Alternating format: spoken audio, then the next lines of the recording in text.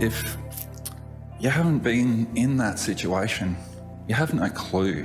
Coming through that trauma, you need people who have lived it so you can actually see. We send our young, fit and healthy sons and daughters to serve Australia. They are returned to us in a coffin. This needs to change. After 10 months of heartbreaking testimony from veterans, serving members and families left behind, today's report, a damning insight into how we've let them down. To people that have felt that they have not got the treatment that they deserve, I apologise for that. Since last November, the Royal Commission has received almost 2,000 submissions and heard from nearly 200 witnesses, many describing abuse within the system, the ongoing trauma and a lack of proper support that has pushed them to the brink.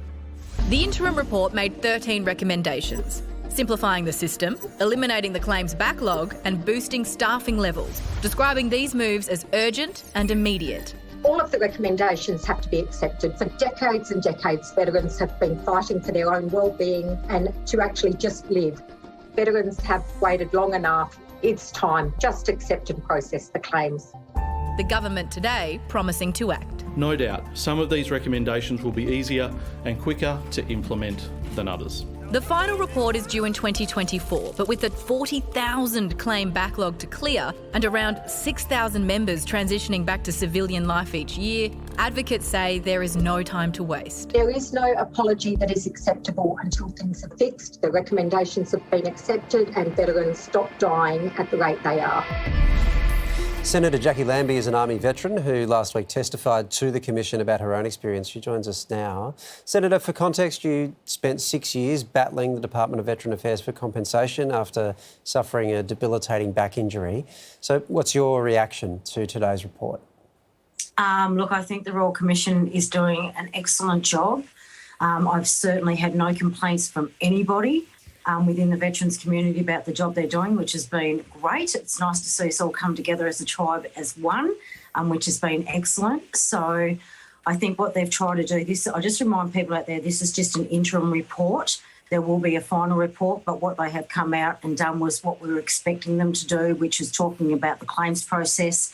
That is very detrimental at the moment, waiting 2 years before your claim even gets to the desk, let alone looked at by a delegate.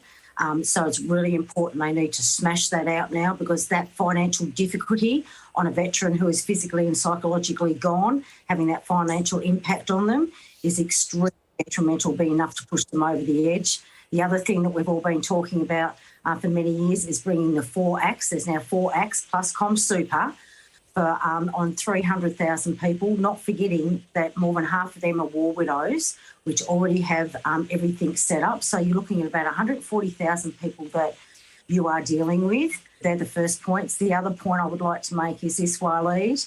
I don't care if you're a politician still serving, if you have been a Minister of Defence over that period of time, or you have been Minister of Veterans Affairs, then there should be nothing standing in the way of the Royal Commission right now and asking you to come forward.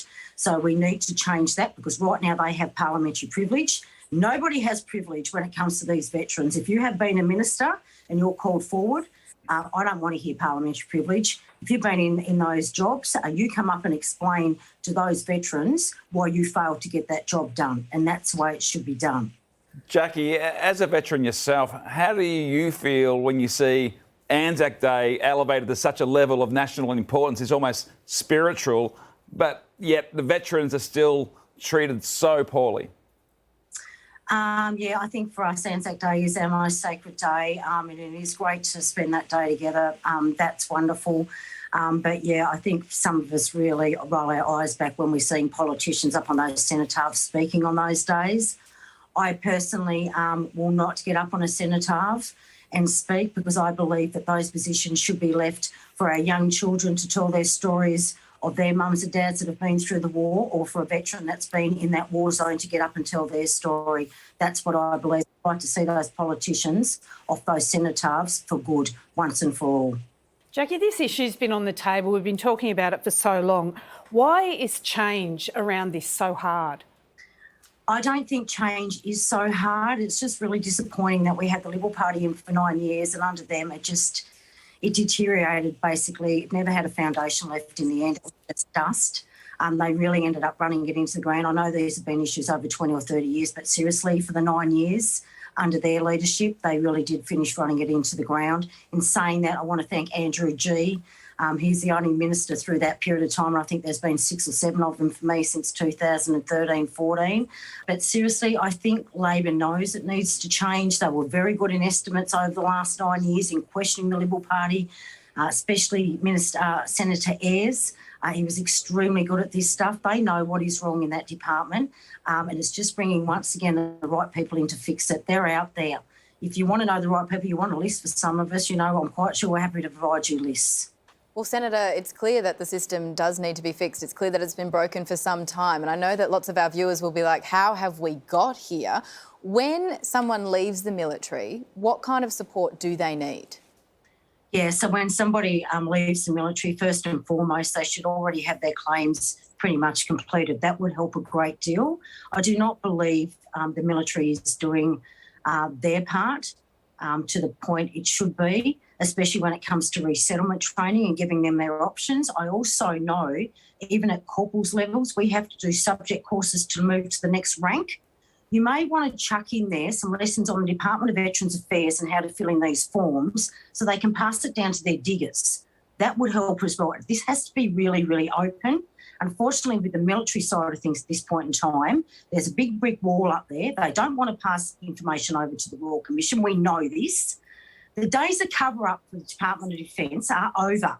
So please, just pass the information forward so we can get on with fixing the issues.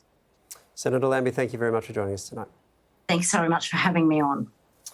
Before we leave that, Veterans and Family Counselling is available 24/7 through Open Arms. The number there is 1800 011 046. Crisis support is available through Lifeline, the number 13 11 14.